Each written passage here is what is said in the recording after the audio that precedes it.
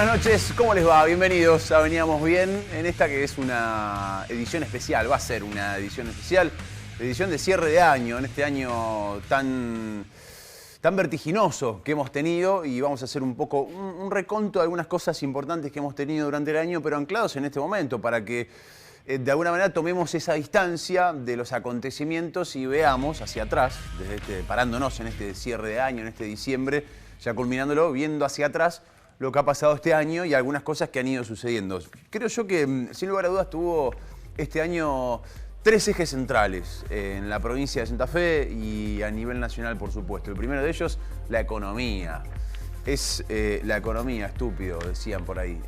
La economía, sin lugar a dudas, que ha sido un año atravesado por vicisitudes económicas que obviamente vienen arrastradas de la pandemia, de la crisis, de los últimos años del gobierno anterior, y un gobierno que no supo tomar el mando, o por lo menos no lo ha tomado correctamente, para enderezar la nave, teniendo en cuenta, por supuesto, un factor no menor que es la pandemia, la economía, la inflación. Estamos llegando a fin de año con una inflación superior al 50%, algo que ya en julio nos dábamos cuenta que iba a suceder, algo muy alejado a lo que había prometido el gobierno nacional, o se había por lo menos fijado como meta al gobierno nacional al inicio del año, que era un 30%, un poquito más de inflación, ¿no? 30%, bueno, le erraron por más de 20 puntos, muchachos. Ni más ni menos que eso. Y el problema del bolsillo, acarreado, por supuesto, a la lógica que es lo que venimos comentando de la inflación.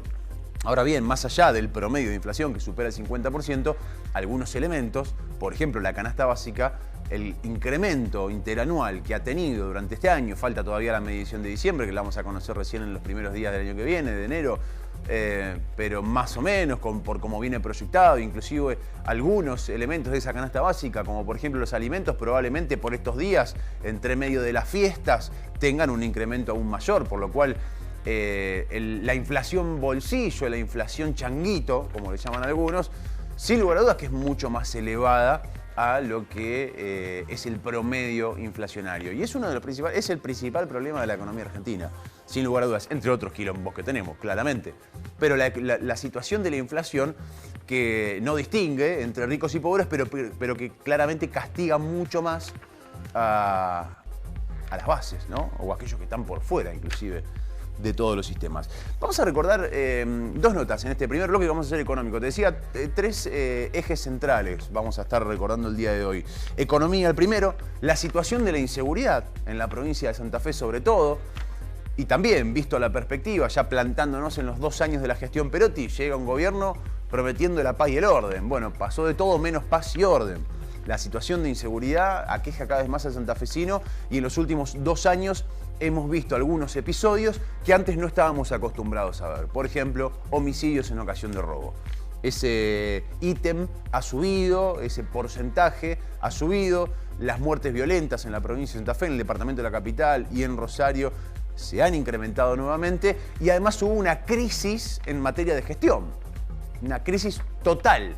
De los 2 años, pero ni siquiera te digo en el último tiempo. Ahora que estamos en la mitad de la gestión Perotti, la primera mitad fue crisis total en materia de gestión, en materia de seguridad. Con todo lo que ya sabemos, ¿no?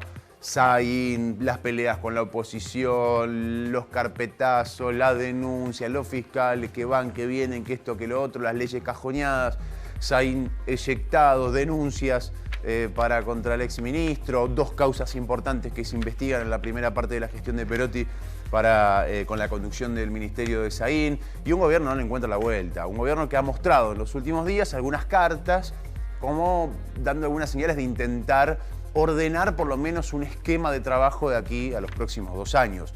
Esquema que veremos si se cumple, más allá de las leyes de emergencia de seguridad, de las modificaciones nuevamente del tema del servicio penitenciario, otra vez a la órbita de seguridad. Lo que hemos visto hasta el día de hoy es un delito que se va reconfigurando, que está cada vez peor, probablemente con un nexo, y siempre está atado de alguna manera a la situación económica, a la situación social, pero un gobierno que no le encuentra el rumbo a la situación de seguridad. Y después vamos a hablar también de algunas cuestiones políticas, unas cuestiones políticas muy profundas que han ocurrido en este año y que tienen que ver, por ejemplo, con la situación del senador por el departamento de San Lorenzo, tantas veces citado en este programa, Armando Traferri, las causas judiciales y un montón de cuestiones que hacen más a lo que también fue una gran crisis en la provincia de Santa Fe, que fue política, ¿no? ¿Por qué? Porque tuvimos elecciones además en el medio, donde vimos y asistimos los santafesinos a esta enorme división, la vicegobernadora como candidata por un lado, el propio gobernador como candidato por el otro, y tirándose con munición pesada de un lado y del otro. Esa crisis política institucional también ha tenido este año algunos capítulos interesantes para ir viendo algunas notas que hemos tenido durante este año. Y al final tenemos 2 o 3 cuestiones muy interesantes también de algunas charlas con personajes que les ha ido muy bien en estos últimos años para distendernos un poquitito. De eso trata más o menos el programa del día de hoy. Vuelvo al punto número 1, a lo que te comentaba. Inflación por arriba del 50%, muy lejos de lo que dice el gobierno. Algunas medidas que fue tomando el gobierno en el medio.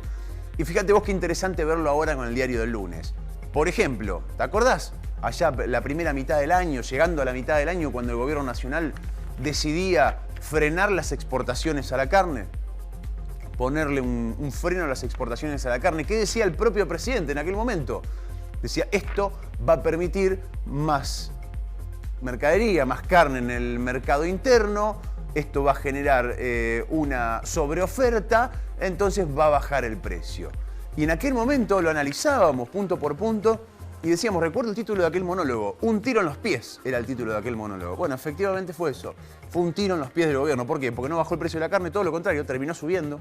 Estamos hablando de más del 80% de incremento en un año de la carne, porque le generó un enorme problema a empresarios que tienen toda su fase productiva dedicada a la exportación de carne y porque en realidad era un parche que poca lógica tenía. Más allá de que obviamente tensó la cuerda con un sector importantísimo y en un momento en el cual el país necesitaba el ingreso de dólares. También, dicho sea de paso, ¿no? Ahora, por ejemplo, con el corte de la financiación de viajes, porque dice que el dólar turismo se fuga, bueno, ahí tenías un buen ingreso de dólares que lamentablemente se desperdició. Un tiro a los pies. En aquel momento lo charlamos con un propietario de frigorífico, el vicepresidente de la Cámara de Frigoríficos de Santa Fe, que tiene además un frigorífico, Antonio D'Angelo, nos daba algunos detalles al respecto. Interesante lo que dice D'Angelo. Eso era justo en el momento en el cual se estaba tomando la medida o en los días subsiguientes a los cuales se había tomado la medida. Y al inicio también te decía, tema precios, temas canasta. ¿Qué pasa con el gobierno que no puede controlar los precios? Otra de las medidas fue el congelamiento de precios, un acuerdo que no fue acuerdo o que fue acuerdo con algunos. ¿Y cuál es el rol empresario en todo esto? Muy interesante, una nota que hemos tenido este año con Víctor Fera. Víctor Fera es el titular de Maxi Consumo y de la marca Marolio, muy reconocida en las góndolas de la República Argentina. Además es presidente de la Cámara de Distribuidores y Supermercadistas Mayoristas de la República Argentina. Primer ítem, economía. Prestale atención, esto pasaba en este Veníamos Bien durante este año. Dale. A mí me dice todo el mundo, che, mirá la inversión que hicieron ustedes, ¿no? En los últimos años. Qué bárbaro, ¿cuándo la vas a recuperar? Y yo le digo, che, vos sabés que yo en el año 68, mi papá me puso un almacén, tenía una estantería de 4 metros de largo, 2 metros de alto, 10 paquetitos de cada cosa. ¿No te parece que ya recuperé el capital? Es muy bueno claro, lo que está porque diciendo, ¿cuál es Víctor. el capital que vos querés recuperar? ¿El de inicio?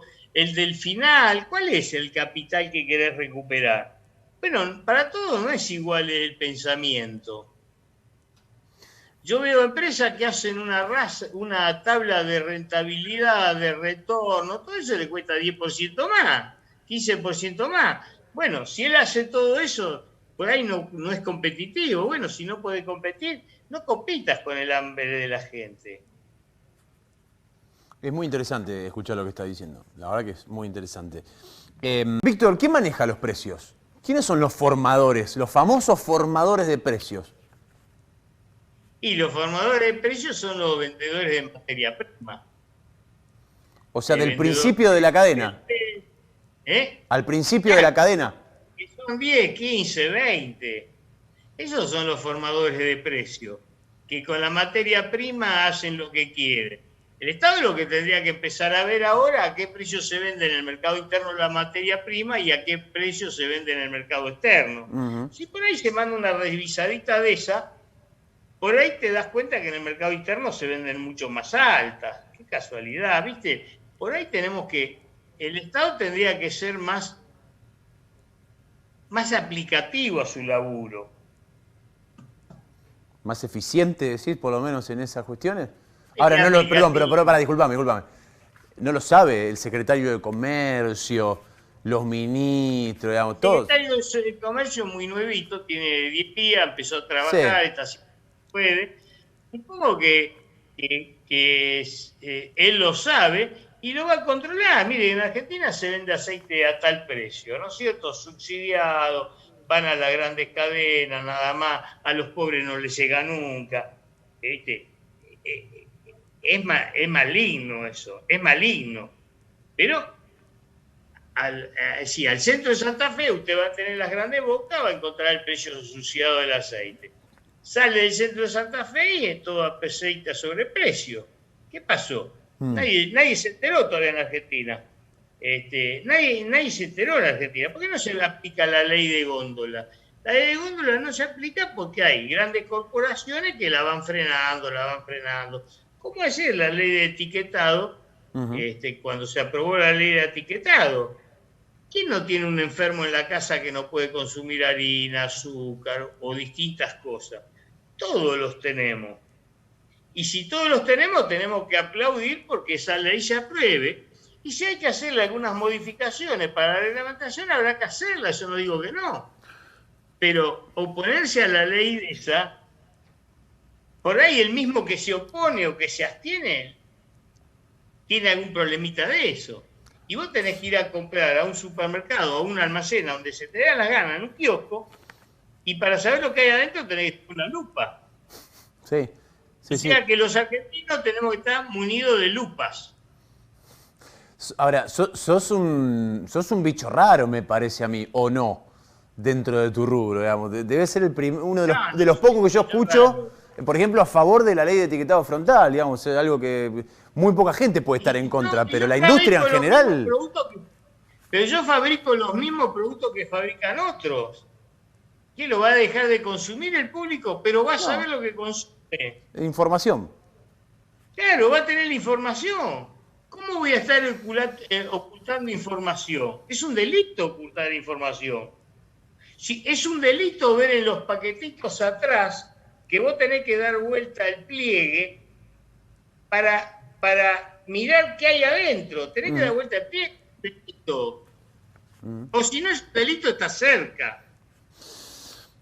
La última, Víctor, volviendo al congelamiento de precios. ¿Es una medida que puede ser efectiva, que no? ¿Crees que si el gobierno no toma medidas de fondo, esto queda simplemente en un parche? ¿Cómo la ves?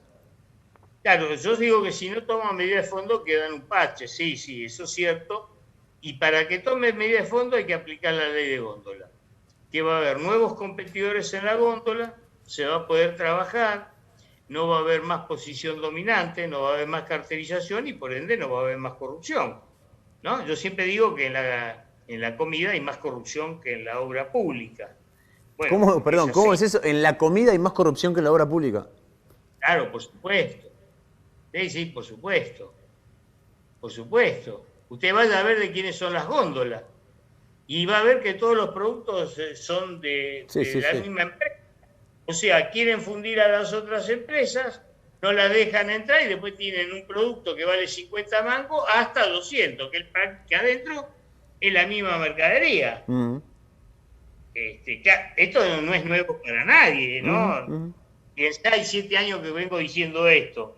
Nadie lo escuchó y lo investigó, que se jodan. Bueno, es muy difícil creer que el Estado no ve todo esto, ¿no? A eso iba también.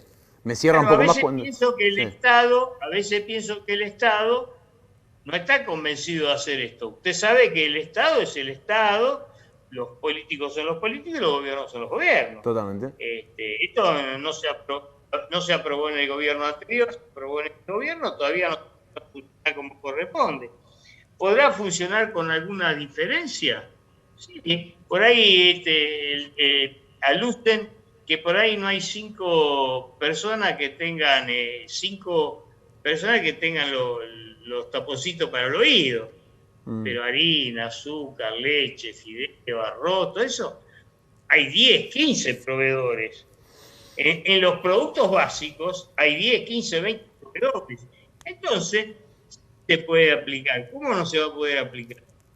Claro, pero le presentan al gobierno que por ahí no consiguen una crema para la cola del nene y Mm, entonces no tienen los 5 proveedores. Y el gobierno, como el gobierno también tiene sus tiempos, el Estado tiene sus tiempos, y a esto le llevan psicólogos para tratarlo a eso con la gente del gobierno. Y lo van convenciendo. Y esos psicólogos, esos marketineros, todo eso son costos ocultos que lo paga el consumidor. Hubo frigoríficos que suspendieron 1 o 2 días por semana, depende del frigorífico, suspendía o le daba vacaciones 1 o 2 veces por semana. No tenemos casos de que hayan suspendido 3. Sí tenemos la noticia, y no es socio del frigorífico, que Swift cerró toda una semana en Venado Tuerto y que el frigorífico de Rafael Alario, que tiene su planta en Casilda, también cerró una semana completa. Recién yo analizaba parte de los números de inflación del INDEC. Está bien que son números que corresponden al mes pasado, al mes de mayo, pero desde que el gobierno toma la medida, el 20 de mayo, hasta terminar el mes de mayo, por lo menos hay un tramo de 10 días donde podemos hacer algún tipo de análisis. La carne y sus derivados aumentó por encima del promedio, 4,1%. El promedio fue de 3%. 4,1%. El promedio fue 3,3%. Y algunos cortes aumentaron la carne picada como un 9 y pico, casi 10%. O sea, en el primer trimestre, si hacemos como en la escuela que se separaba por trimestre, aplazo para el gobierno nacional. No consiguió lo que quería, ¿no? Bueno, mirá, lo que pasa es que esta medida que tomaron, nadie entiende si es que realmente fue para bajar los precios. Aquí el gobierno no comunicó a nadie, salvo la comunicación oficial que hizo del cierre o limitación por 30 días, pero no dio motivos. Todos los motivos son comentarios de pasillo. Así que nosotros no sabemos si el real motivo es bajar el precio, porque si el motivo es ese, está totalmente equivocado. Y yo no creo que los economistas del Ministerio de Economía de la Nación no sepan estas cosas. Entonces, primero habría que averiguar o que nos digan cuál es el verdadero motivo. Y en segundo término, le tengo que decir que la carne no va a bajar así porque sí, porque es un bien escaso.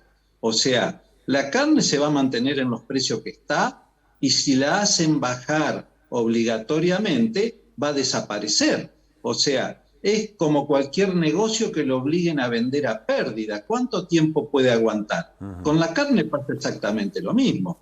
Y hablamos de la carne porque es algo sensible a la sociedad, a la canasta básica, pero el queso aumentó más que eso en el promedio de mayo. Hay artículos de la alimentación que aumentaron el 10% en mayo.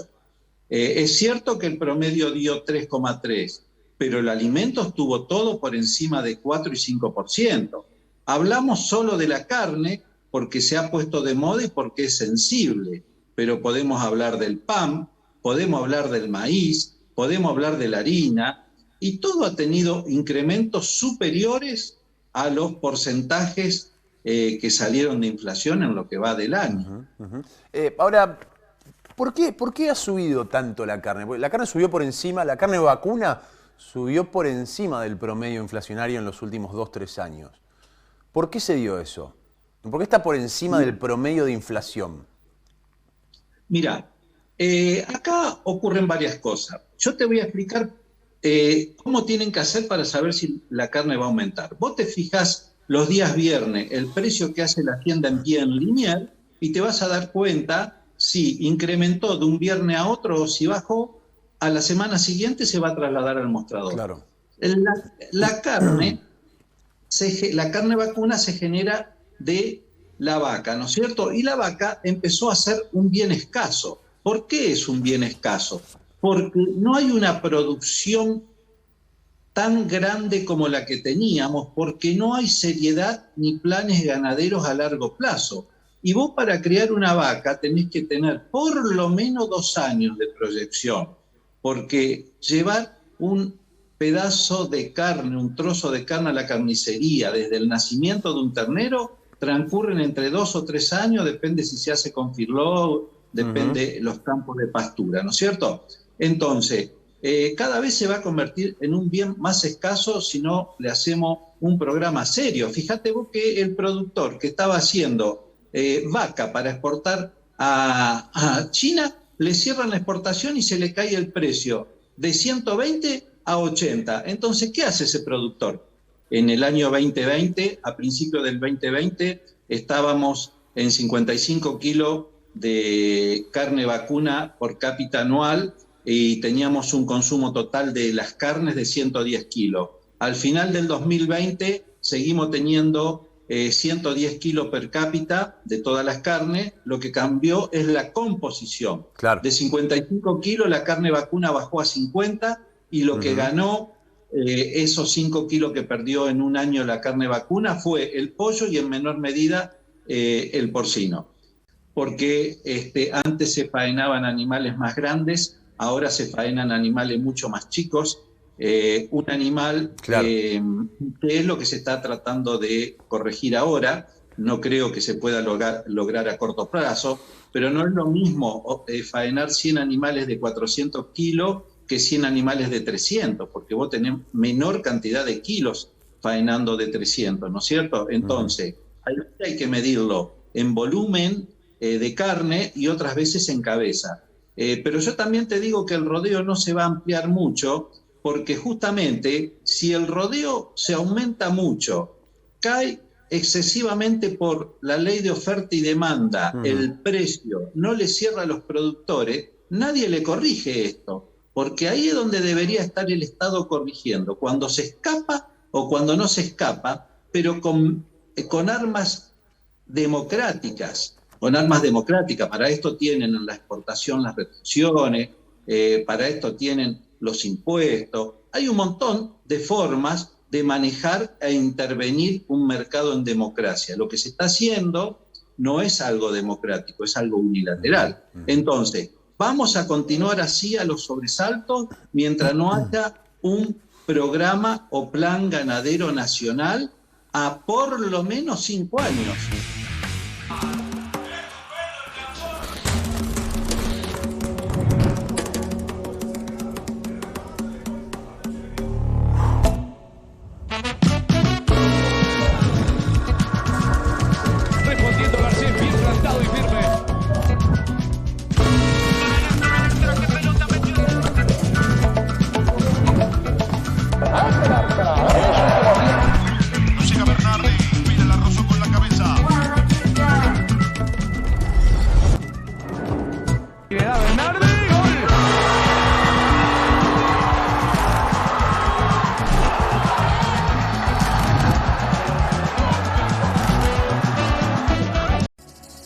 ¿Ya activaste tu Joy App? ¿Qué estás esperando?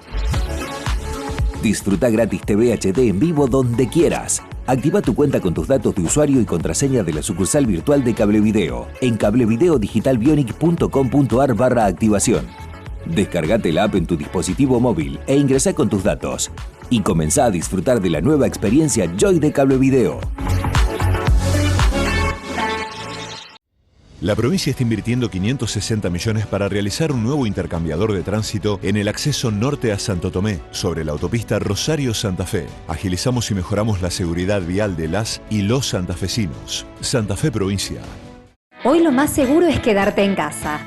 Por eso, para que sigas protegido, UNICEM va a vos. Con nuestra app, llamando al doctor, un médico en línea te atiende en el momento. Y si necesitas que vayamos a tu domicilio, llámanos las 24 horas por una simple consulta o una emergencia. ¿Querés más beneficios? Estamos para vos y tu familia las 24 horas todos los días. UNICEM te protege en casa. Logramos, a pesar de tiempos tan particulares, avanzar en consolidar una institución de puertas abiertas con un consejo más abierto, más transparente y más participativo. Mirá todo lo que hicimos en www.consejosantafe.gov.ar. Hoy que todo cambió, hay una nueva forma de vender. Link de pago de Banco Vica. Conoce más en linkdepago.bancovica.com.ar. Banco Vica, una experiencia distinta. Más programas, más conductores, más música. Más programas, más conductores, más conductores, más programas, más programas, más programas, más conductores, más conductores, más música. Porque Halley es música. Hay una palabra que te contiene, que te hace sentir que todo va a salir bien. Los que trabajamos en Sancor Seguros la conocemos mejor que nadie.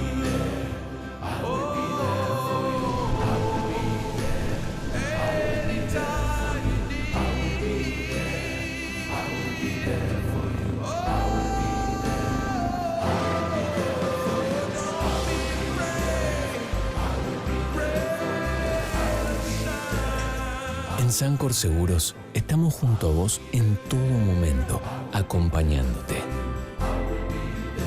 Sancor Seguros, estamos.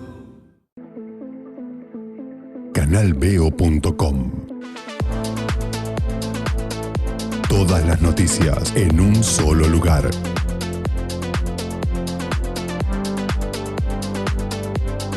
Mantenete informado todo el día a través de nuestro portal Canalveo.com. Disfruta de todos estos ahorros con tu tarjeta de crédito. 30% de ahorro en pedidos ya. 20% de ahorro en veterinarias, en desayunos, en peluquerías y en viveros. Hasta 15% de ahorro en indumentaria. Y hasta 15% y 3 cuotas sin interés en los mejores supermercados. Conoce más en bancosantafe.com.ar. Seguimos en este programa especial de fin de año pasando por algunos ítems importantes de lo que a nuestro criterio son los títulos de este año, por lo menos, o las preocupaciones más profundas del santafesino y el argentino este año. Inseguridad, sin lugar a dudas. La inseguridad se ha llevado grandes titulares de todos los medios en la provincia de Santa Fe, específicamente departamento de la capital, departamento Rosario. Desde lo político, con lo que comentábamos al principio, ¿no? Perotti, que llegó prometiendo paz y orden y una crisis en la gestión de seguridad que se evidencia hasta el día de hoy.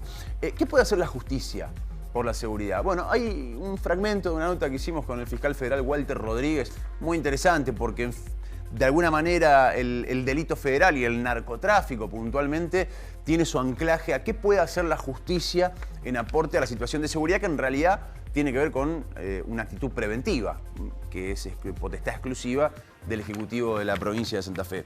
Y por otro lado hablamos con el abogado criminólogo Enrique Font, Quique Font, también una visión muy interesante de los números, de los homicidios y de la violencia en la provincia de Santa Fe. Lo vemos.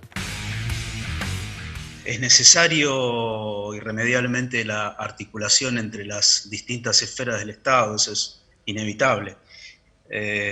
Pero concretamente en cuanto a también desde el punto de vista gestual, se ve que las autoridades han visto con buenos ojos exponer públicamente que existieron estos encuentros de parte de las autoridades de la Cámara Federal de Apelaciones de la Ciudad de Rosario y algunos magistrados que pudieron asistir. En mi caso, yo tenía previamente compromisos asumidos en audiencias en causas determinadas y bueno, la distancia que separa las ciudades de Santa Fe y Rosario me impidió estar en esa reunión. Pero bueno, también como observación, la lectura que saco es que quizás el ámbito en el cual se quieren hacer apreciaciones acerca de las cuestiones inherentes al narcotráfico, tal vez los jueces serían los menos indicados en tener que tomar cartas en el asunto, porque justamente a ellos les corresponde separarse de este tipo de temática, teniendo en consideración que justamente le corresponde al Ministerio Público Fiscal tareas inherentes a lo que es la elaboración de estrategias para poder afrontar y para poder generar un abordaje un poco más eficaz de lo que hoy día estamos viendo. Cuando a mí me llamó la atención un momento en el cual el presidente de la Corte Suprema de Justicia de la provincia vincula obviamente los homicidios, dice en un momento textual o casi textual, dice Faristoco, bueno, la gran cantidad de homicidios que tenemos, la gran mayoría de los homicidios que tenemos en la provincia de Santa Fe están vinculados al delito narco. Es una lectura mía personal, pero es como que a veces tengo esa sensación, ¿no? De que se tiran la pelota, vamos a decir, y bueno, está pasando esto porque en realidad la justicia federal, insisto que es mi lectura, pero bueno, quizá no ha sido un mensaje tampoco tan claro, ¿no? El del ministro de la Corte Suprema de Justicia. ¿Qué incidencia tiene concretamente en los índices de violencia que estamos viendo? Que no todos tienen que ver con el delito de narcotráfico, pero quizá algún tipo de relación tengan que ver también. ¿Qué incidencia tiene los números que tenemos y el avance o no de las causas y el accionar de la justicia federal? Uno supone que la incidencia es importante. Nosotros no estamos en condiciones de negar algo que verdaderamente gira en el aire, ¿no? Ahora, a partir del momento de tener que dar una explicación certera y demostrar en investigaciones para poder comprobar empíricamente la existencia de la unión de estos dos fenómenos, realmente tenemos una falencia. No estamos en condiciones numéricamente de demostrar que hay investigaciones en las cuales este fenómeno se está pudiendo demostrar.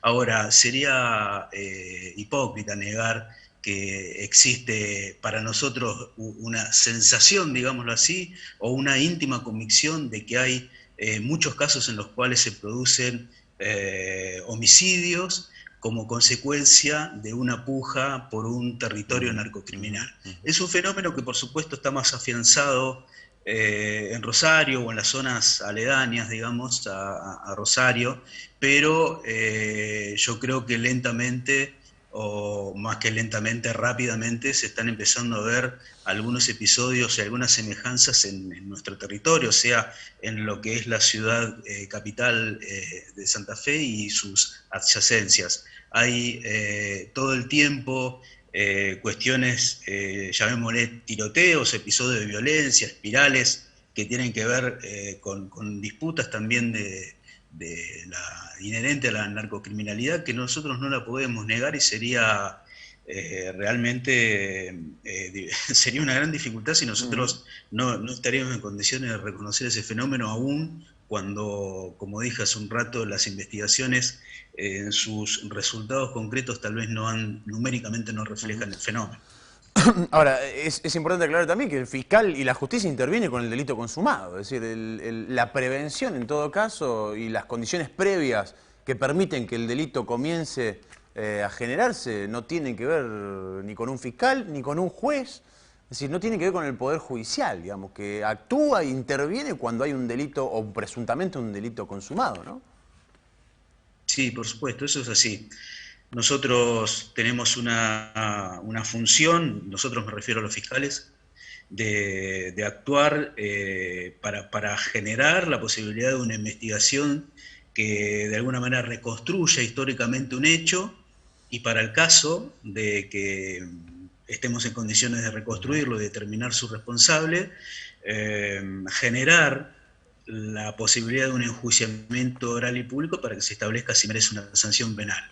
Ahora también vamos a tener, digamos, con la llegada del modelo acusatorio, la posibilidad de tener algún tipo de solución para algunos casos en donde el conflicto penal sea resuelto por una vía diferente que no sea este enjuiciamiento.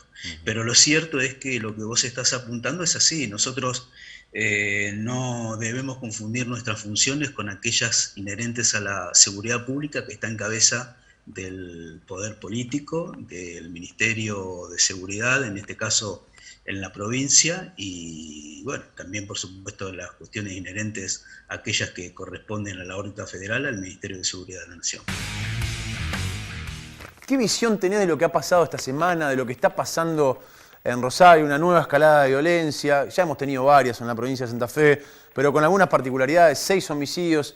todos en manos del sicariato en una semana en Rosario, en medio de la campaña política, digamos, todo este esta espesa actualidad que está teniendo hoy Rosario. ¿Cómo lo ves?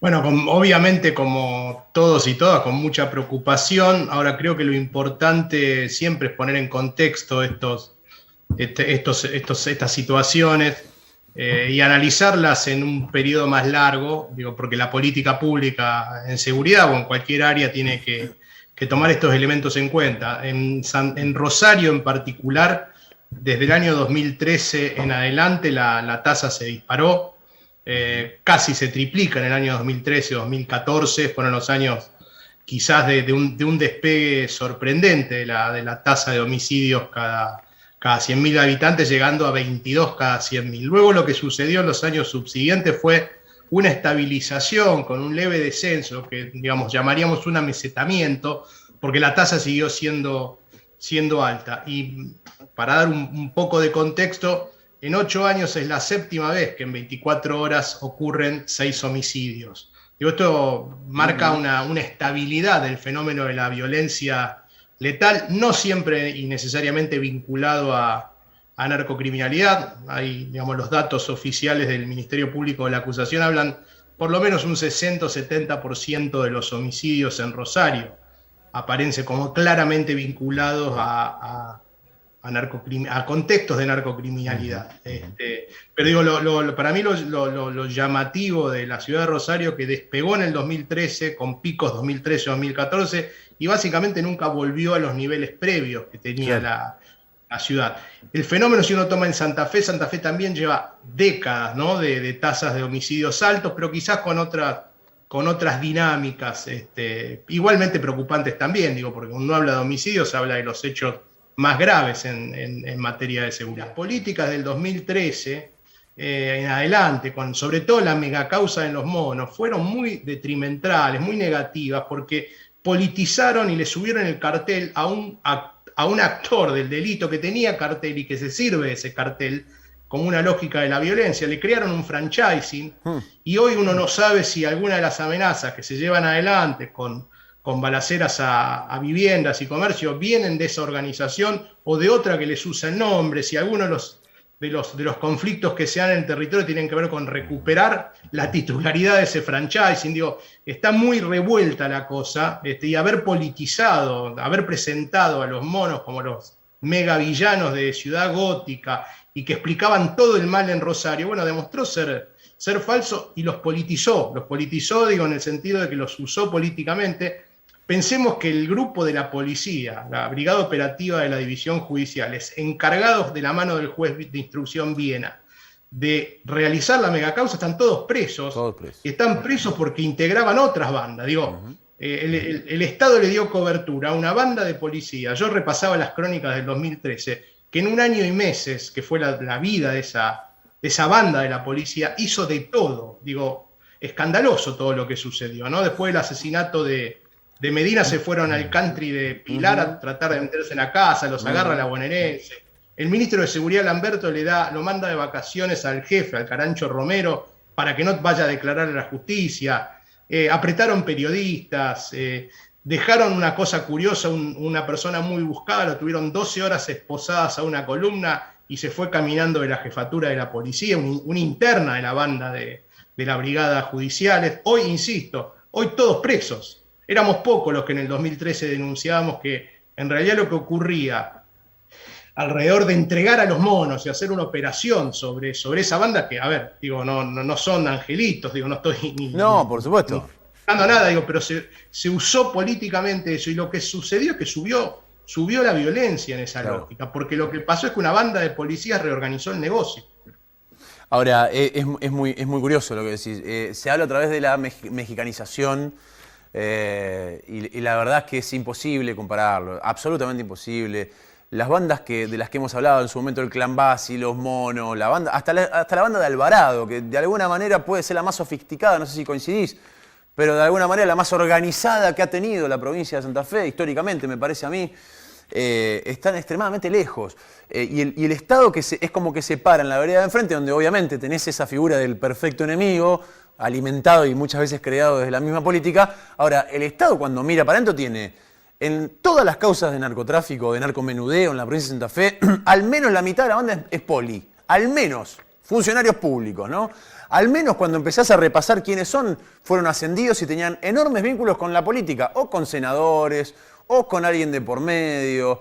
Entonces, ahí te das cuenta que decís, bueno, la mirada, esta mirada de estamos combatiendo las mafias y el narcotráfico, en realidad el problema está más adentro. La estructura de las bandas narcocriminales, si se permite el término, en Santa Fe, en gran parte están conformadas por estos enormes problemas, llamémoslo, que tiene el Estado, de que duerme con el enemigo constantemente, ¿no? Sí, yo sobre la comparación, bien marcabas vos, digo, la comparación con México, Colombia, es absurda. A ver, porque en México, en Colombia, estamos hablando de organizaciones dedicadas a la producción, el procesamiento y el tráfico, que ese es el gran negocio. Y en Rosario, en Argentina en general, de lo que estamos hablando son, al menos en los que aparecen expresados en estas situaciones de violencia, de bandas locales, de bandas torpes en algún sentido también, dedicadas al narcomenudeo, no participan del gran negocio rentable, grande, ¿no? de la producción, el procesamiento y el tráfico. De hecho, los casos de tráfico que pasan por acá terminan en Europa, digo, ¿no? Sí. Como en los grandes puertos europeos, y ahí se distribuyen internamente, pero estas bandas no son parte de eso. Dicho esto, no es menos cierto que incluso bandas locales que se dedican al narcomenudeo necesitan de la existencia de lugares de lavado de dinero que se cruzan con las economías legales. Digo, esto es una realidad. Cuando uno se pregunta qué tiene de particular Rosario, bueno, tiene algunas cosas en particular, además de la violencia, que es un punto neurálgico en la geopolítica de drogas. Digo, porque si hay algo que sabemos claramente es que los tráficos, los contrabandos de armas, de personas y de drogas se mueven por los corredores de carga habitual, digo, por las grandes líneas marítimas y por las rutas. Fíjense que alguno, qué sé yo, el padre del fantasma Paz, hoy condenado, con el que el juez Viena se fue a ver una pelea de box a Estados Unidos, Luis Paz. Tenía una empresa de camiones. Entonces, Rosario tiene eso, están en la zona, están los principales puertos de exportación de la Argentina, confluyen la 34, la 11 y la 9, dos rutas también muy importantes en el movimiento de personas y cargas, y tiene un contexto de lavado de dinero, de economías legales, sobre todo el agronegocio, gigantesco, y ahí van colando el dinero más chiquito, digo, porque en volumen la narcocriminalidad, el narcomenudeo de Rosario no es comparable al negocio, a la evasión impositiva, al lavado de los agronegocios, pero ahí confluyen, ahí se encuentran. Casi nunca se llega, digo, esto es otra cosa a marcar, ¿no? Casi nunca se llega a esos niveles de las organizaciones, o se llega por accidente, ¿no? Una causa reciente, matan a una persona vinculada a narcomenudeo, y en el celular aparece que estaba comprando dólares, claro, en una cueva donde confluye con la gente bien de la ciudad, digámoslo, ¿no? Y ahí es donde las cosas se pueden volver más problemáticas y no se avanza sobre eso. Respecto a la violencia y a la situación de inseguridad, ¿cómo se sale? Digamos, ¿ves una política medianamente con un norte claro, o los ves que se les queman los papeles o que están en otra? ¿Cuál es tu observación respecto a eso? Ante un fenómeno de la complejidad que tiene la violencia en la provincia de Santa Fe, lo que uno necesita es un acuerdo político, sobre todo los partidos mayoritarios con representación en la legislatura, y hay sectores de estos partidos que acuerdan, pero también hay sectores que se expresaron claramente en la oposición, el esmerilado que le hicieron a Saín y la persecución que continúa, que incluso incluye a miembros del Ministerio Público de la Acusación, que te marcan que es muy difícil construir ese consenso político para encarar el tema en serio y a largo plazo. ¿Ya activaste tu Joy App? ¿Qué estás esperando? Disfruta gratis TV HD en vivo donde quieras. Activa tu cuenta con tus datos de usuario y contraseña de la sucursal virtual de Cablevideo en cablevideodigitalbionic.com.ar/activación. Descargate la app en tu dispositivo móvil e ingresá con tus datos. y comenzá a disfrutar de la nueva experiencia Joy de Cablevideo. La provincia potencia su programa Precios Santafesinos. Esta nueva etapa incluye 121 productos, disponibles en 200 comercios en 50 localidades de la provincia. Cuidamos el bolsillo de la familia santafesina. Santa Fe Provincia.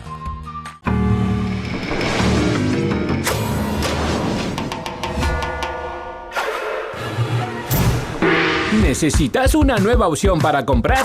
Manejate Taca Taca. Solicita el crédito con Sumax en el comercio, te llevas lo que querés en el acto y lo pagás en cuota. Ahora tenés una nueva forma de comprar con Sumax. 6, 5, 4, 3, 2, 1, 6. Son solo 6 pasitos, 6. 6, 5, 4, 3, 2, 1, 6. Son solo 6 pasitos. A la suerte hay que ayudarla. Con el Kini estás a 6 pasos de tus sueños. ¿Qué esperás para cumplirlos? 6, 5, 4, 3, 2, 1, 6. Logramos, a pesar de tiempos tan particulares, avanzar en consolidar una institución de puertas abiertas con un consejo más abierto, más transparente y más participativo. Mirá todo lo que hicimos en www.consejosantafe.gov.ar. Las buenas experiencias se comparten. Recomendanos y ganá. Suma a tus vecinos al cable. Vos pagás 0 pesos en la factura de TV y para ellos tenemos grandes descuentos. Mientras más nos recomiendes, más ganás. Así de sencillo. ¿Qué esperás? Compartí la experiencia Cablevideo y ganá. Cuando el agua pasa, hay vida. Hay relax. Hay progreso. Hidroplast. Redes e instalaciones domiciliarias e industriales. Sistemas de riego, bombas y artículos para piscinas. Si es agua, pasa por Hidroplast. Francia 3020, Blas Parera 6498.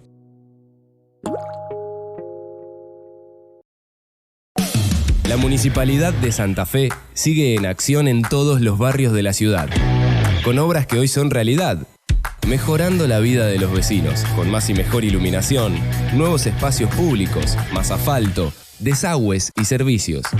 Estamos cumpliendo. Estamos haciendo una ciudad mejor.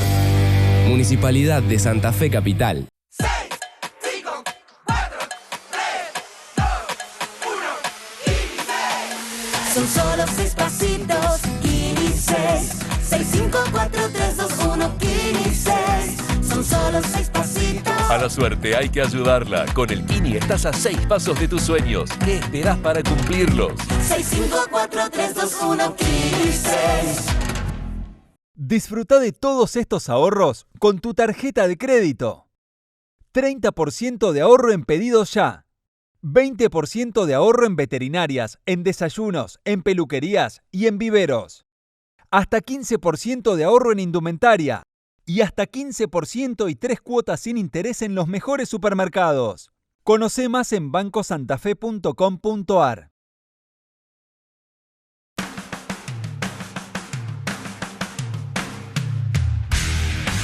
Y políticamente este año ha sido también un año muy heavy, muy picadito. Se picó. Bueno, se picó también a mediados de año con las elecciones, con esta fractura, esta ruptura política entre el peronismo que gobierna la provincia de Santa Fe y las posteriores conclusiones que esto tiene institucionalmente hablando. La situación del senador Trasferri no ha mejorado este año. Siguió la investigación de los fiscales Cedri y de Chapapietra, tuvo otros ribetes, terminan condenas hablando en la causa de juego clandestino, pero siempre salvando al protegido de la política, que termina siendo un senador de la provincia de Santa Fe, que se ampara en sus fueros, no solamente para no dar explicaciones, sino, te diría, para zafar de ir preso, básicamente. Surgieron también algunas cuestiones este año muy interesantes respecto a la actitud del resto de los senadores. Vamos a compartir un fragmento de un monólogo que hacíamos este año, donde yo comentaba una nota que habíamos tenido con el fiscal Matías Cedri. Él ubicaba a Trasferri y el rol que tenía Trasferri en esta banda, esta organización que se dedicaba al juego clandestino en la provincia de Santa Fe. Y por otra parte, después, posteriormente, tras fallos, tras idas y tras vueltas, el procurador de la Corte, que ahora debe definir la situación de Trasferri, o por lo menos si le quitan parte de los fueros para que Trasferri pueda ir a dar explicaciones a la justicia, o por lo menos ser imputado en la causa. El procurador de la Corte, Jorge Barraguirre, estuvo con nosotros en un fallo muy, muy interesante. No es un fallo en realidad, sino que es un dictamen. Opina el procurador de la Corte acerca de la situación de Armando Trasferri, el senador por el departamento de San Lorenzo. Lo vemos. El senador Trasferri va a ser citado pasando de alguna manera el muro que habían construido los senadores. Amparándose en los fueros, los senadores no le quitaron los fueros, no lo pudieron citar 2 fiscales que lo venían investigando con muchísimas pruebas en una causa. Entonces el Trasferri zafó de dar explicaciones. ¿Por qué?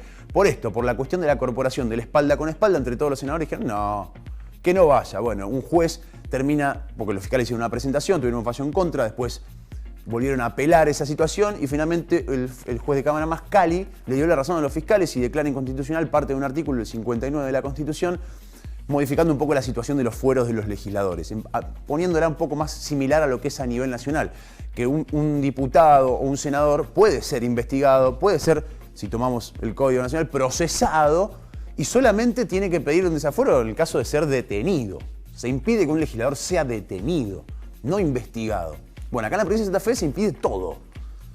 No puede ni siquiera ir a declarar a un legislador. Un fiscal no lo puede imputar en una causa, formalmente. Quiero que escuches esto. Miren lo que dijo el día de ayer en otro programa en otra ciudad, en Galvez concretamente, en un canal de Galvez. El fiscal Matías Zediri es el fiscal que investiga a Armando Trasferri. Prestale atención a 2 o 3 cosas que dijo en este fragmentito Matías Zediri. Mirá. Trasferri, a través de sus influencias y a través de su conocimiento y de su cercanía con Patricio Serjal, armó esta red de juego clandestino que le permitió a Leonardo Peiti poder desarrollarla y ganar un montón de dinero y poder explotarla. ¿De qué manera? Vinculó él a las partes, él lo conocía, a Peiti, al menos nosotros tenemos desde el 2017, cuando Peiti ya era el rey del juego clandestino en la provincia de Santa Fe. A partir de ese momento lo vincula con Patricio Serjal. Hay una reunión que se celebra en la oficina de Trasferri en la que está Peiti, está Trasferri, hay un legislador, Darío Scatalini, y hay otras personas en las cuales se empieza a armar este negocio, y a partir de estos vínculos y estos momentos en los cuales las partes se juntaban en momentos muy precisos en los cuales se definía parte de esta estructura. ¿Qué obtenía Peiti? Peiti obtenía que a través de la fiscalía, por eso es que están presos los fiscales, tenía datos sobre cuándo se iban a desarrollar los procedimientos, cuándo iban a haber allanamientos, qué investigaciones había en su contra. Y lo que sí nosotros tenemos en la causa es que Trasferri obtenía unas sumas de dinero que nosotros entendemos y que tenemos evidencia que vamos a mostrar en las audiencias que se usaba para financiar campañas políticas. ¿Escuchaste esto último? Nosotros vamos a mostrar evidencia en las audiencias que Trasferri se financiaba con parte de esta guita. O sea que el senador Trasferri era parte de una banda y que su parte iba a financiar la política. Y acá está la otra cuestión, financiamiento de la política. Ahora tenemos un año de elecciones.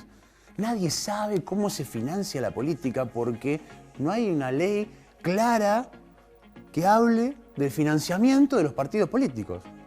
¿Y de dónde se financia la política si no?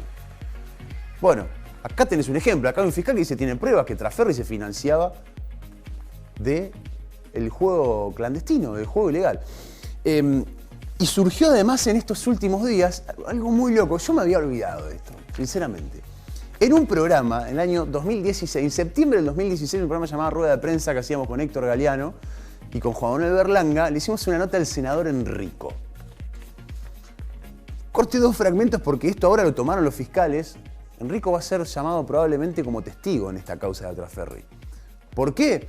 Quiero mostrar dos fragmentitos de esa nota del 2016. 2016, todavía Peiti, nadie hablaba de Peiti, Trasferri no tenía la causa, era otro el panorama en el Senado de la provincia. Mirá lo que pasó en este programa en el año 2016. No se rían si me ven más joven, dale. Al senador Rossetto lo denuncia un delincuente. El doctor Rusini es un delincuente. Rusini es un delincuente. Es un delincuente. Defiende a la mafia de los casinos clandestinos. El senador Rossetto denunció a los casinos en su departamento y lo devolvieron con una denuncia inventada. Lo coimearon. $70.000 le pidieron para bajar la denuncia inventada por este famoso abogado de que está implicado también algún empleado legislativo en esa mafia. ¿Quién le pidió eso? Entonces no digo más nada. Lo explicás vos ahora por primera vez. Por supuesto, porque tiene un temor enorme, porque hay familia involucrada. Pero yo lo digo públicamente. Un fiscal, si me escucha, que haga algo. Lo estoy diciendo. Pero vos fuiste a ¿le aportaste al fiscal esto? Senador, lo que usted está diciendo es grave. Es gravísimo, por supuesto. Investiguen bien quién es Rossini, a quién representa, a quién defiende, cuántos casinos clandestinos él defiende. Esta es la primera parte, ahora vas a ver la segunda. ¿Qué dice ahí? En ese momento se había denunciado otro senador, el senador Rasetto. ¿Quién lo había denunciado? Rossini. ¿Quién es Rossini? Quien hoy es abogado de Peiti, el zar del juego clandestino. Yo sé que es difícil, pero fíjate cómo todo tiene que ver con todo. En una férrea defensa del senador Rasetto, lo que está diciendo el senador Lisandro Enrico, en esta nota, es que Rossini es un delincuente que está con el juego clandestino y que en realidad inventó esa denuncia porque en el departamento Iriondo, donde es Rasetto, no quiso el senador Rasetto instalar casinos clandestinos. Y salen dos o tres cosas de eso. El primero, dice en un momento, no sé si pasó desapercibido, pero dice, es más, te voy a decir, hay hasta un empleado legislativo metido en esto. Cuando vos agarrás la investigación de los fiscales ahora, de hace un año, 2020, 4 o 5 años después de esto, encontrás a un señor que se llama Paulichenko, falleció Paulichenko. Fue secretario legislativo. Está en escuchas hablando con Peiti, supuestamente en representación de quién, el empleado legislativo, de Traferri, diciéndole, che, tráeme la platita. Mirá que el Pipi se junta ahora con el ministro, van a hablar lo tuyo. Lo tuyo era una especie de intento de legalización del juego clandestino. Entonces, sale otra cuestión. ¿El senador Enrico sabía de esto? ¿Sabía un senador de la provincia de Santa Fe que estaban coimeando senadores para poner casinos clandestinos en su provincia, en sus departamentos? O sea, lo acaba de decir él. Senador Enrico en esa nota dijo públicamente que a él le constaba que estaban coimeando senadores para poner casinos clandestinos. Un senador. Es tremendo lo que acabamos de ver. ¿Querés más? Diría el cordobés. Mirá. Es muy grave lo que dije, pero es cierto. Está bien, es cierto. Es interesante el planteo. Ese abogado Sí. que denunciador, ¿a quién representa? ¿A quién defiende? ¿Cuáles son sus clientes? A ver, ¿cuáles son los intereses económicos? Pregúntale a otro senador si no es cierto que también le ofreció plata para abrir casinos clandestinos en los departamentos. ¿A los otros senadores? Yo le digo nada más que eso, ustedes investiguen, son periodistas. Yo ya esto lo planteo, tienen que plantearlo y punto. Hay personas que tienen miedo. Los senadores lo denunciaron, me imagino. Senador, usted es senador, su responsabilidad es denunciar a la justicia. Yo ya lo dije, lo hablé y listo. Esto ocurrió así. Es un hecho gravísimo. Porque es muy grave. O sea, que un abogado le esté ofreciendo a un senador de la provincia de Santa Fe abrir un casino clandestino. No, tremendo. Es tremendo. ¿Qué? ¿Vos pensás que detrás del narcotráfico de los casinos no hay estudios contables y abogados que estamos que 100% de acuerdo. Lo que yo digo es, sí, los funcionarios públicos que tengan detalle de esto tienen que ir y denunciarlo a la justicia. Claro. Si no, no. Es tremendo esto. Enrico dice que coimeaban senadores. Ustedes son periodistas, investiguen. Usted, senador, denuncie, ¿Sabés qué hicieron los fiscales Eder y Chapapietra cuando vieron esta nota, que la vieron de suerte en Twitter hace un par de semanas? Entraron al sistema y dijeron, bueno, esto lo tiene que haber denunciado Enrico. ¿Hay alguna denuncia del senador Enrico diciendo que se estaba coimeando a senadores para abrir casinos clandestinos? No. Nunca lo denunció. Lo dijo defendiendo a un par, como hizo ahora con Traferri. Porque esto es lo loco. Enrico es uno de los principales defensores ahora de Traferri, que está vinculado a una causa de juego clandestino. Y de repente a senador Enrico le sorprende si él mismo dijo que estaban coimeando senadores, estaban poniendo plata del juego clandestino en distintos departamentos. Y no lo dijo ahora. Esto es de septiembre del 2016. 5 años hace esto. Bueno, en una parte dice, si me está viendo un fiscal, yo lo dije, que haga algo. Bueno, si está viendo un fiscal, llámenlo a este señor, que es senador de la provincia de Santa Fe. Tiene que ya declarar lo que está haciendo. Más allá que es abogado y se comió varios artículos de los códigos procesales, el viejo, el nuevo, el anterior. Mirá, por ejemplo este. ¿Cuándo hay que hacer una denuncia? Mirá lo que está en amarillo. Siempre que no exista obligación, esto es denuncia obligatoria, permiso, me meto acá. Artículo 262, es viejo esto, pero igual sigue vigente. Toda persona que tuviera noticia de un delito podrá denunciarlo. Es decir, si yo tengo conocimiento de un delito, lo que decía el Código Procesal es podrá, no estaré obligado. Pero el 263 dice denuncia obligatoria, 2 puntos, siempre que no existiera obligación de guardar secreto, en este caso un secreto profesional, por ejemplo, un abogado, por ejemplo, un psicólogo, por ejemplo, tendrán el deber de denunciar los delitos perseguibles de oficio. ¿Quiénes? Los siguientes, los funcionarios o empleados públicos. Tienen la obligación de denunciar si sabe que se está cometiendo un delito. El senador te cuenta en televisión algo tan grave como que están pagando coimas senadores por juego clandestino y no lo denuncia. No solo eso, años después estalla una guerra interna de la política también, vinculada a un senador que está hasta la maceta en una causa. Bueno, ¿viste cuando te decía corporaciones de la política? Era un poco todo eso. A mí me llamó la atención 2 o 3 cosas de tu dictamen. He leído otros y a lo mejor no era tan habitual, me vas a corregir si no es así. Sí. Hiciste una valoración de parte de la carga probatoria, o sea... Y el bloque argumentativo es ese. Es este que te iba a preguntar. Exactamente. Mirá vos, o sea, haces te pones en el lugar de Mascali y decís, bueno, a ver, ¿qué hizo este juez o por qué este juez tomó esta determinación, que es de alguna manera lo que termina siendo tu dictamen, y haces una valoración de la carga probatoria, lo cual yo me permito interpretar, a ver si lo hago bien, que en el argumento que tiene Trasferri a la hora de apelar, que es básicamente que él está siendo víctima de una persecución política, para lo cual los fueros fueron creados, digamos, para blindarlo de algún tipo de persecución política. Tu interpretación, al igual que la del juez Mascali, al igual que evidentemente la de los fiscales, es que esto no tiene que ver con política, sino tiene que ver con por lo menos algunas pruebas que podrían dar a pensar de que el senador Trasferri podría llegar a haber cometido algún delito y que en todo caso tiene el derecho de defenderse y de explicar esa situación, ¿no? No llego a afirmar eso. Digo que hay indicios que revelan que la pretensión fiscal de seguir investigando, no de culpabilizar, no de responsabilizar, es lógica. No es arbitraria y caprichosa. Ahí va. Y el que lo quiera ver están en el dictamen. O sea, es lógico que un fiscal sospeche ante esta situación que lo presentó como prueba, ¿no? Y tenga que seguir investigando. Claro. Es lo que ocurría antes, es decir, a un legislador, antes de esta modificación procesal, un legislador podía ser investigado, no procesado, sin necesidad de que haya un desbloqueo de un obstáculo constitucional. Los dictámenes del procurador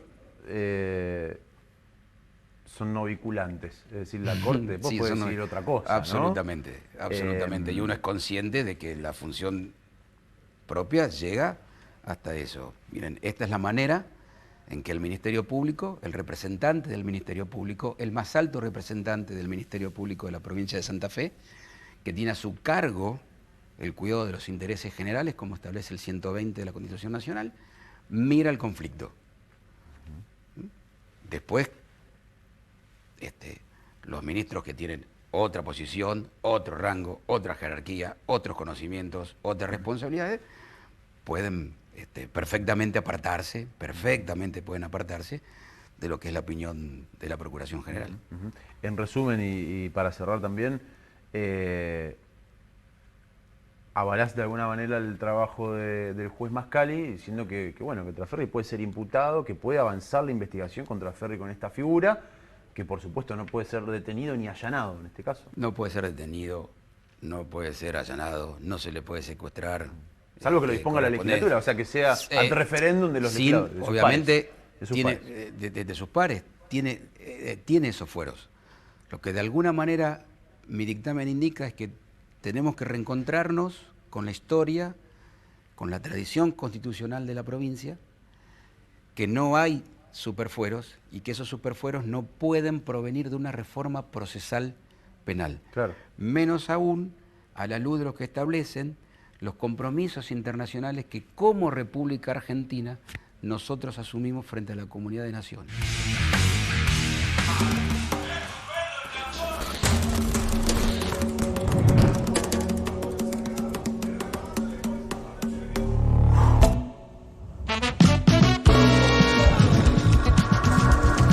Respondiendo Garcés, bien plantado y firme.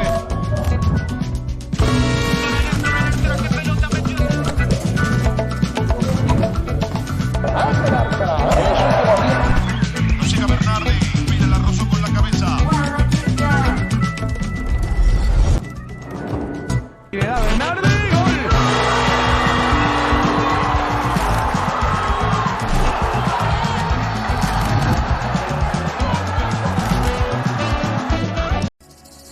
¿Ya activaste tu Joy App? ¿Qué estás esperando? Disfruta gratis TV HD en vivo donde quieras. Activa tu cuenta con tus datos de usuario y contraseña de la sucursal virtual de Cablevideo en cablevideodigitalbionic.com.ar/activación. Descargate la app en tu dispositivo móvil e ingresá con tus datos. Y comenzá a disfrutar de la nueva experiencia Joy de Cablevideo.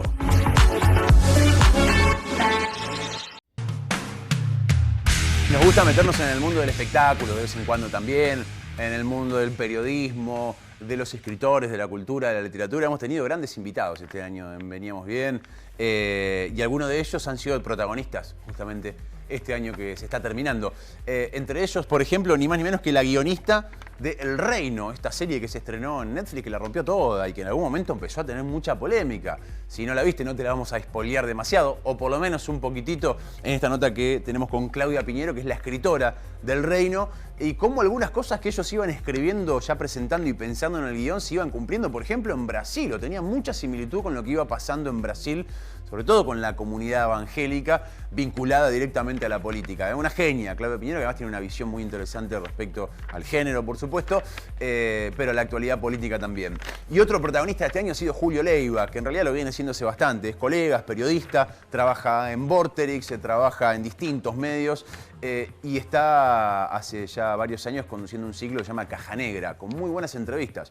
Distintas, enfocadas desde otro lado, pero con personajes muy actuales, que están rompiendo todo y que es muy curioso, que no necesitan de los medios prácticamente. Generalmente estamos hablando de personajes que son famosos por ser youtubers, influencers y que miran los medios tradicionales a este que estamos compartiendo ahora, por ejemplo, de reojo, como diciendo yo no te necesito, tengo mi gente, tengo mi forma de llevar mi mensaje. Julio Leiva tiene una lectura muy interesante de cómo entrarle a esos personajes y lo pudimos tener en Veníamos Bien.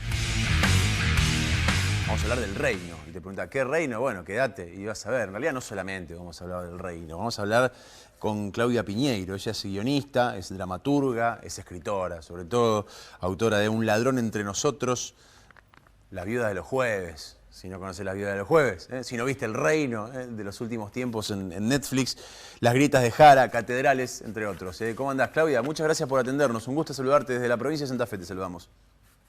Sí, buenas noches, ¿cómo están? Muy bien, gracias. Muy bien. Gracias por estos minutos. Bueno, hablar del reino porque ha sido como un boom, ¿no? De este último tiempo. Y yo decía antes del corte vamos a hablar del reino, pero más allá del reino en sí, de todo lo que ha dejado, porque ha dejado un montón de ejes de discusión, de temáticas, inclusive también ha sido de alguna manera víctima de algunas agresiones por hacer tu trabajo, que es guionar, escribir ficción, ¿no? No deja de ser una ficción El reino. Sí, El reino es una ficción que evidentemente ha tocado temas muy sensibles en el debate público. A veces sucede que un hecho artístico va por caminos que tocan intereses que están como tapados en la sociedad, como que a lo mejor son debates que la gente quería dar y no aparecían, y cuando aparecen todo el mundo quiere opinar, ¿no? Entonces, me parece que El reino probablemente le haya pasado eso, ¿no? Más allá del interés de ver la serie, de la calidad de los actores, de un montón de otras cosas que tenían de atractivas la serie, creo que bueno, habla del poder y de la manipulación del poder, y eso siempre es algo atractivo. Después, bueno, los protagonistas son pastores de una iglesia evangélica, es absolutamente ficción, no es una iglesia evangélica real, es ficción, pero evidentemente también trajo mucho debate en torno a las iglesias evangélicas. Me hubiera gustado que también hubiera traído más debate con respecto a otros temas que toca, como es la falta de justicia cuando hay denuncias de abuso, de los servicios de inteligencia y cómo manejan muchas veces los hilos del poder. Me parece que había muchos otros temas que por el tema de la religión y de las iglesias evangélicas quedaron un poco más rezagados, claro, y que a lo mejor en una segunda temporada salen a la luz y debatimos algunas otras cosas también, ¿no? Está muy bueno eso que decís, de ver otras cosas más allá de la cuestión religiosa evangélica puntualmente, porque el guión trata de eso. A mí me ha dejado un montón de cosas que dije, qué bueno para que esto se empiece a debatir también. La utilización de la fake news, la manipulación de la información y de los medios, la guita, lo que implica la plata dentro de los círculos de poder y de la política, bueno, fue más impactante quizá, y además por los paralelismos que también se dieron, sobre todo en Brasil, cuando lo apuñalaron a Bolsonaro. Leí por ahí que ustedes ya habían escrito esa parte cuando sucede ese episodio, ¿es cierto? Sí, vos sabés que nosotros empezamos a escribir El Reino antes de que Bolsonaro ganara las elecciones, un poquito antes, unos meses antes, entonces ya se veía venir que era muy probable que Bolsonaro ganara, ya había un clima de época en Brasil y había claramente una influencia de las iglesias evangélicas brasileñas que son bastante distintas a la mayoría de las argentinas. Hay algunas que se le parecen, pero la mayoría son como de un estilo más carismático, ¿no? Pero todo eso ya se veía, ¿no? Y cómo Bolsonaro hacía uso de esto para manipular, ¿no? Que es justamente lo que nosotros tratamos como de contar. Mientras estábamos ya escribiendo la serie, en un momento hubo ese atentado o pseudo atentado, porque algunos dicen que fue un autoatentado, no lo sabremos nunca, pero bueno, alguien le clavó un puñal creo que era en un acto de campaña. Sí, una recorrida de campaña, sí. Una recorrida de campaña. Y con Marcelo decíamos, no, justo tiene que pasar eso, porque nosotros ese capítulo ya lo teníamos recontra escrito, y por supuesto siempre después seguramente habrá gente que habrá pensado, bueno, esto lo tomaron de cuando a Bolsonaro, bueno, no tiene importancia, pero son esas, como eso nos pasó con varias cosas, con varias cosas que íbamos inventando y después aparecían muy similares en la realidad. Metámosle pata porque nos gana la realidad. ¿Existió esa frase en alguna charla? Sí, estábamos desesperados y además que es una cosa que se vio en casi toda la región y no solamente como un refuerzo de ir al discurso religioso para no apelar a lo racional, sino más a lo emocional, no solamente con iglesias evangélicas, también con iglesias católicas. Vos acordate que cuando Yáñez hacen el golpe en Bolivia y entra Yáñez como presidente. Con la Biblia en la mano. Con la Biblia, sí, ¿no? Con una Biblia gigante. Y Bukele, el presidente de El Salvador, también cuando hace un autogolpe y entra al Congreso con los militares, entra con los militares y la Biblia también, ¿no? Entonces uno dice, wow, esto está muy extendido, ¿no? No, y la vinculación histórica que puede ir... A ver, es muy interesante... concretamente con la religión evangélica, con lo que pasa en Brasil, porque ha tomado una enorme popularidad, pero la iglesia evangélica es dueña del canal más visto, de muchos medios, tienen legisladores sentados en el Congreso. Bueno, en la provincia de Santa Fe, en las últimas elecciones provinciales, ingresó un legislador que es pastor evangélico, es la primera vez que pasa en la provincia de Santa Fe, un legislador provincial. Pero pensaba esto, ¿no? Más allá de la cuestión evangélica, la vinculación que siempre existió entre la iglesia, el Estado y el poder, ¿no? Y me tiraste una punta, porque te quiero mostrar una foto. A lo mejor la ves más o menos. Pero mira, te voy a mostrar primero una foto vacía y... bueno, al revés. Primero llena. ¿Llegás a ver esta foto? Veo la cruz y veo unos señores, todos hombres. Veo, no sé si hay una mujer ahí más al costadito izquierdo. Lo de que barbijo estás viendo... y traje negro, pero no veo quiénes son, no me doy cuenta. No, claro, porque no se ve bien y encima están todos con barbijo. Lo que estás viendo es la Corte Suprema de Justicia de la provincia de Santa Fe. Y esta es una foto ¿Y hay una señora sobre la izquierda o es alguien con un traje más claro nomás? No, sí. Uno tenemos 6 ministros de la Corte, uno es mujer. Acá, Gastaldi. Después el resto son hombres y en el medio está el gobernador Perotti. Pero, y la foto vacía para mí también es emblemática, es esta, ¿no? Esta es la Corte Suprema de Justicia de la provincia. Vos imaginate que los ministros de la Corte se sientan bajo una cruz que además, si la ves ahí de frente y no en foto, es mucho más grande, como emblema del poder, ¿no? Y en este caso es otra religión, es Cristo, es otra cuestión, pero qué emblemático que es esto en la Corte, ¿no? Los ministros de la Corte se sientan ahí abajo. Mira, la verdad es que yo pertenezco, además de ser escritor y demás, a un movimiento feminista de mujeres que venimos peleando por muchos derechos y la verdad es que si vos haces un análisis, el país que más rápido obtuvo algunos derechos, como es el derecho del aborto, etcétera, es Uruguay, que hace mucho que separó la Iglesia del Estado. Tiene mucho más claro que la Iglesia y el Estado son dos cosas diferentes. Cada uno de nosotros puede tener la religión que quiera, tener la fe que quiera, hacer lo que quiera con esa fe y esa religión, pero lo que no podemos es imponérselo a los demás. Y si el Estado tiene su propia fe, se la está imponiendo a los demás, ¿no? Entonces, eso que vos mostraste recién de la Corte, se te pone como la piel de gallina, porque además no es solamente en la Corte de Santa Fe, Fe, es en un montón de lugares donde hay funcionarios públicos del Estado que tendrían que tener ningún tipo de religión en su trabajo, porque están haciendo su trabajo, digamos, para todos nosotros, y siempre se mete, ¿no? Yo creo que es uno de los temas pendientes. A veces cuando empezás a discutir estos temas te dicen, no, pero si la Constitución dice que es un país laico. Sí, dice que es un país laico, pero después tiene la Corte Suprema de Santa Fe con una cruz de ese tamaño, dejando muy claro que la Iglesia tiene muchísimo peso en el Estado, ¿no? Claro. Además ese es el lugar donde se sientan los ministros, digamos, ni siquiera es una oficina que de última va a decir, bueno, está bien que cada uno... es el lugar, es el emblema, ¿no? ¿Qué nos podés adelantar de la segunda temporada? ¿Estás laburando vos en el guión de la segunda temporada? Estamos escribiendo, ya nos falta muy poco, para fin de este mes seguramente van a estar todos los capítulos, lo empezarán a leer los actores y seguramente se empezará a grabar en algunos de los primeros meses del año que viene. Estas series tienen varios inconvenientes, ¿no? Uno es que como vos viste que el casting de los actores, el elenco, es un elenco extraordinario de grandísimos actores argentinos. Increíble. Después hay que volver a coincidir en los meses de grabación, ¿no? Entonces hay que coordinar un montón de agendas de gente muy requerida, muy ocupada. Entonces, bueno, seguramente o será marzo o será abril, no sé, en alguno de esos meses se empezará a grabar y esperemos que pronto se pueda ver la segunda temporada, que también... Otro de los problemas que tenemos es que la vara quedó tan alta, hubo tanta gente que vio la serie, que le gustó, que ahora nosotros escribimos y todo el tiempo estábamos preocupados si estaremos a la altura de las circunstancias. Ahora, cuando ustedes escribieron los primeros guiones, no estaba el elenco, digamos, ustedes se lo presentaron a Netflix a la idea, después aparece el elenco, semejante elenco encima. Imagino que hay adaptaciones también de acuerdo a los personajes, etcétera. Pero ahora, ¿cómo es escribir ya con el elenco? Ahora no hay más casting, salvo que maten a algún personaje y lo reemplacen. De alguna manera ya está el elenco, que es un elenco. Hay personajes nuevos en la segunda temporada, pero la verdad es que el casting es muy parecido al de la primera, con algunos personajes nuevos que van a aparecer en esta temporada.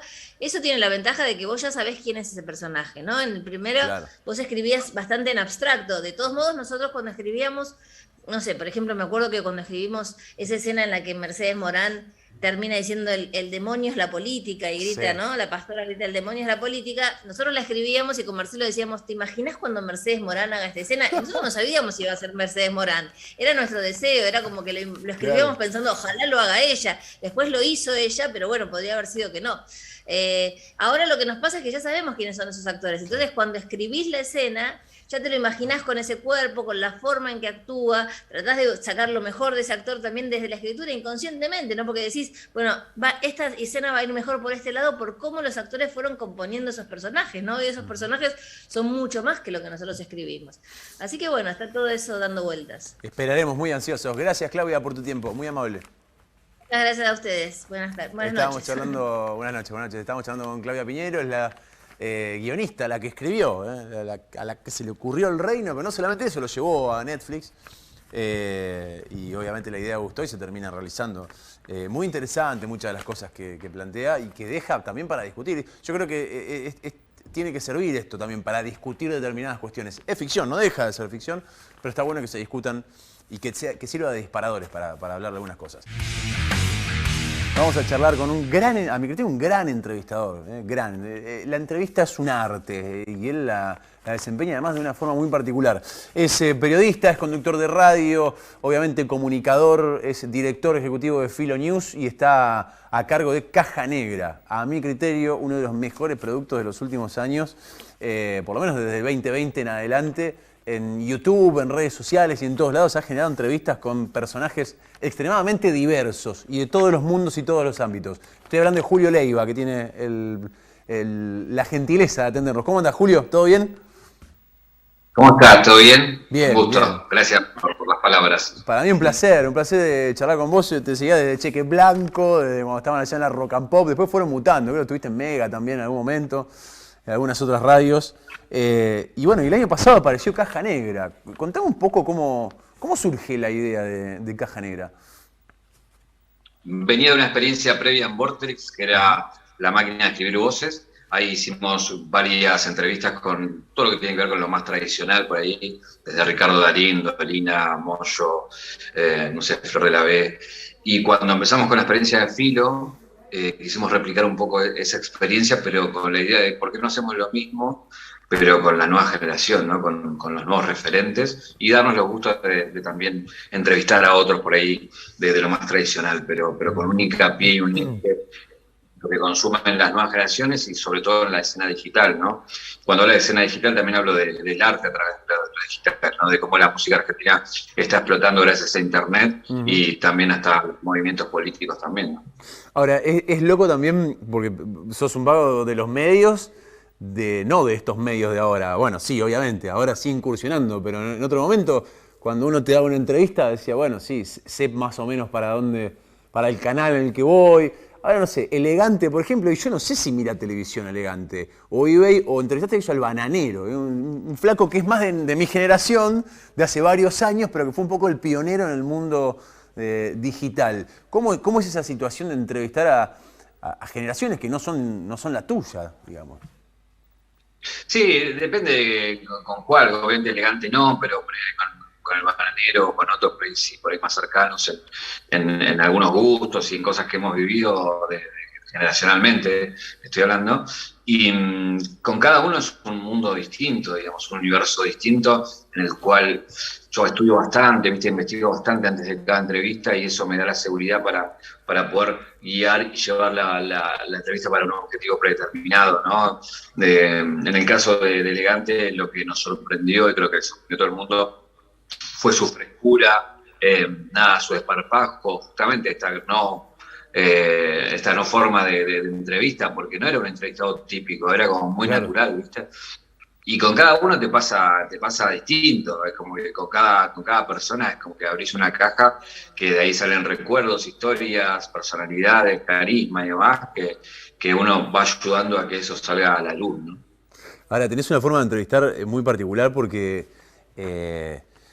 sos como un entrevistador invisible, digamos. Estás y generás un clima. De hecho, muchas de las entrevistas que has hecho han declarado cosas fabulosas, muchos de tus entrevistados, pero prácticamente vos es como que aportás lo justo y necesario, buscás los climas, tocás donde tenés que tocar y te alejás. Que es raro ver también eso en un entrevistador, ¿no? Generalmente los entrevistadores es como que tienen más ganas de aparecer y hacerte preguntas largas como la que te estoy haciendo yo en este momento ahora, que hacer la pregunta justa, ¿no?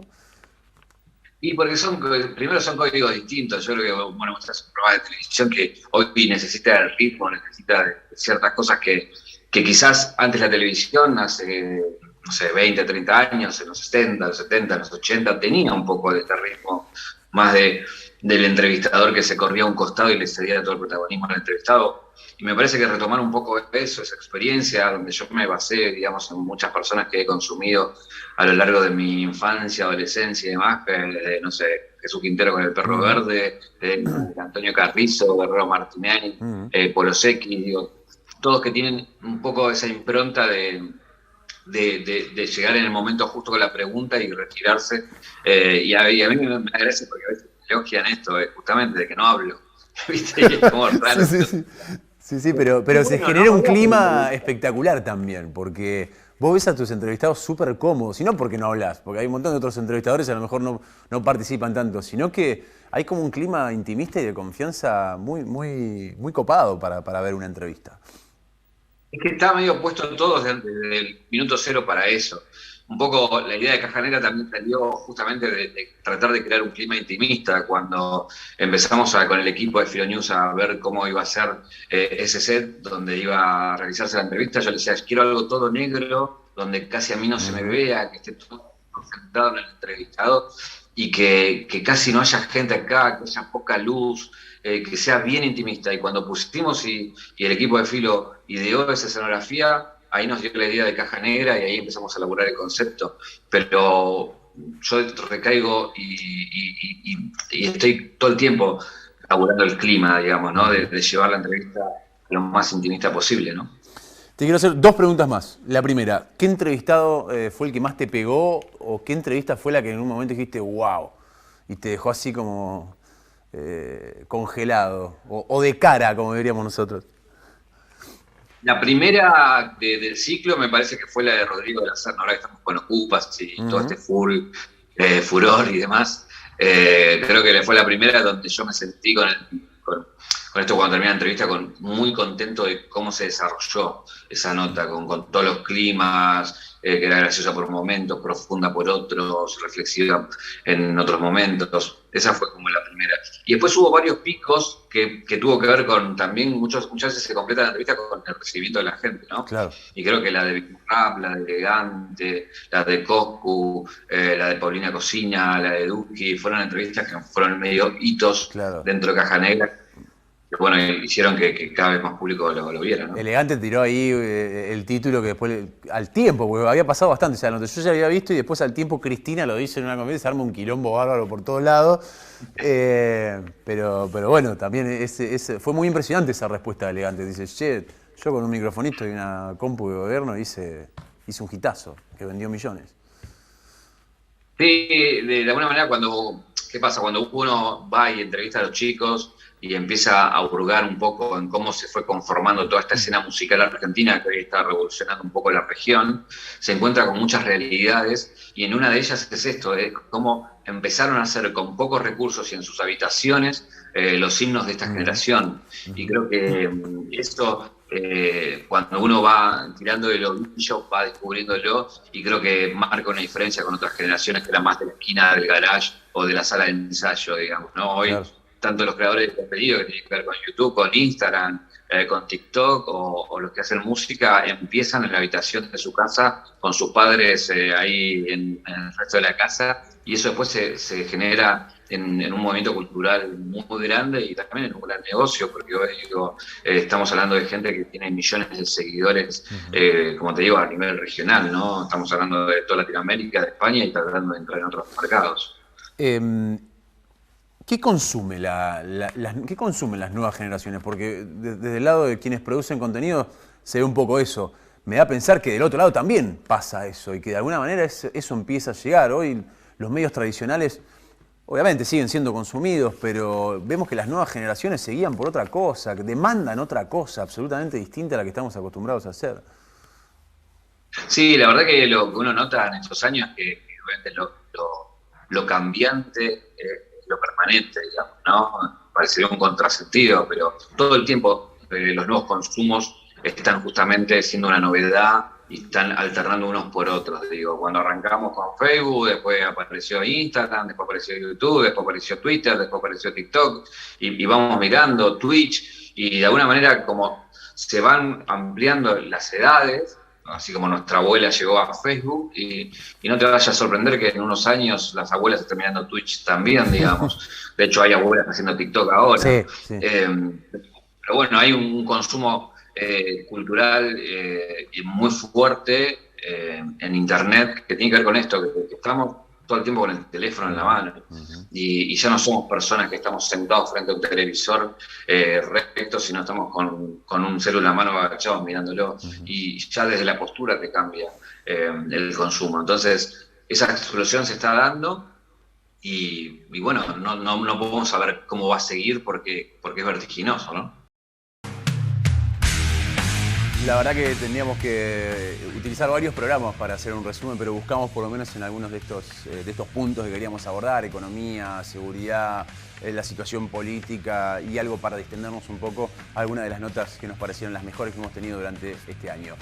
Tengan todos ustedes un muy buen verano, un buen fin de año y obviamente el agradecimiento de Veníamos Bien a la gente primero este gran equipo que tenemos, porque este es un programa que se hace con un montón de gente, encabezada por Leo, por el Gringo, por Guido, por Ese, por Chacho, por Juan, por Damián, por Martín, la querida Beba también y un montón de gente que está ahí bancando el mostrador. Al canal por prestarnos esta pantalla, por acompañarnos siempre durante todo este año en este ciclo. Vamos a estar el año que viene, quizá con algunas cositas nuevas, pero vamos a estar el año que viene, obviamente acá en la pantalla del video. Muchas gracias por habernos acompañado durante todo este año, ha sido realmente un placer. Chao.